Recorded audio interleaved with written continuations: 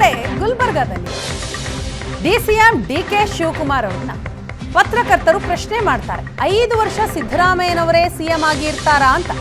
ಅದಕ್ಕೆ ಡಿಸಿಎಂ ಡಿಕೆಶಿ ಜಾಣ್ಮೆಯ ಉತ್ತರ ಕೊಟ್ಟಿದ್ದಾರೆ. 10 ವರ್ಷ ನಮ್ಮದೇ ಆಡಳಿತ ಇರುತ್ತೆ ಅಂತ ಪತ್ರಕರ್ತರ ಪ್ರಶ್ನೆಗೆ ಡಿಕೆ ಶಿವಕುಮಾರ್ ಅವರು ಕೊಡುವಂತಹ ಉತ್ತರ ಇದು. ಇಡೀ ಪಕ್ಷ ಸಿದ್ದರಾಮಯ್ಯನವರ ಬೆಂಬಲಕ್ಕೆ ನಿಂತಿದ್ದೆ. ಮಲ್ಲಿಕಾರ್ಜುನ ಖರ್ಗೆ, ರಾಹುಲ್ ಗಾಂಧಿ ಎಲ್ಲರೂ ಕೂಡ ಸಿಎಂ ಬೆಂಬಲಕ್ಕಿದ್ದಾರೆ. 5 ವರ್ಷ ಸಿಎಂ ಆಗಿರ್ತಾರೆ ಅಂತ ನೇರವಾಗಿ ಡಿಕೆ ಶಿವಕುಮಾರ್ ಅವರು ಹೇಳ್ತಾರೆ. ಈ ಪಕ್ಷ ರೀ ಮಲ್ಲಿಕಾರ್ಜುನ ಖರ್ಗೆ ಅವರಿಂದ ಹಿಡಿದು ರಾಹುಲ್ ಗಾಂಧಿಯಿಂದ ಹಿಡಿದು ಎಲ್ಲರೂ ಕೂಡ ನಾವು ಅವ್ರ ಪರವಾಗಿ ನಿಂತಿದ್ದೀವಿ ಅಂತ ಹೇಳ್ತಾ ಇದ್ದೀವಿ. 10 ವರ್ಷ ನಮ್ಮ ಸರ್ಕಾರ ಇರ್ತದೆ.